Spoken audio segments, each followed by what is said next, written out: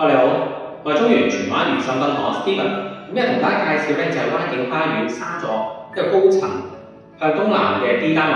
咁而家呢個使用面積咧就708尺嘅，咁基本上一廳咧成個麗城區就最大㗎啦。入到嚟單位咧，咁而家呢個 D 單位咧使用面積咧就708尺。咁你見到啦，基本上咧佢係一個長形嘅一個客飯廳嚟嘅。咁通常咧近廚房位咧呢邊就飯廳啦，咁嗰邊就係客廳嘅。咁受面積咧大概呢邊約摸而家個廳嘅闊度12尺乘22尺度啦，係啦，所以你見咧基本上就係最大㗎啦個廚房，個客廳係啦。咁呢度咧你見到嘅廚房咧佢做咗少少新式嘅，就類似半開放式啦。咁呢邊就係廚房。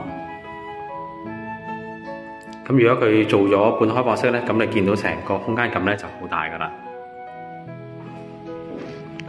係啦，咁我哋睇睇個景觀啦。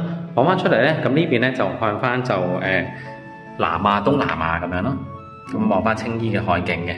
咁下面有隔聲棚啦，咁基本上咧就好清幽嘅，海景就基本上都冇乜車聲嘅，聽到係啦。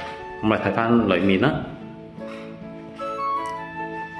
首先睇下個浴室啦。咁呢個就係個客廁嚟嘅。咁裝修咧有部分做過，有部分就 keep 咗原裝一手啦。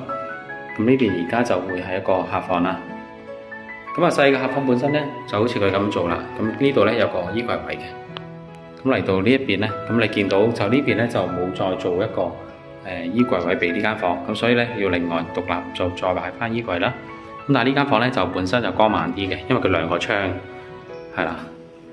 咁呢邊咧就同主人房一樣啦，平排望出嚟啦，咁向正東南啦，望翻南巴納海峽啦。咁我哋睇埋個主人房啦。佢特色少少咧，佢就將主人套房咧就改咗出嚟，就將呢個浴室就擺咗出嚟，就供家用啦。咁啊間咗埲牆嘅，係啦。咁可能佢哋就呢邊咧就擺翻個洗衣機喺呢個位啦。呢邊就變相咁樣咧就主人房啦，就變咗唔係套廁嘅主人房，係啦。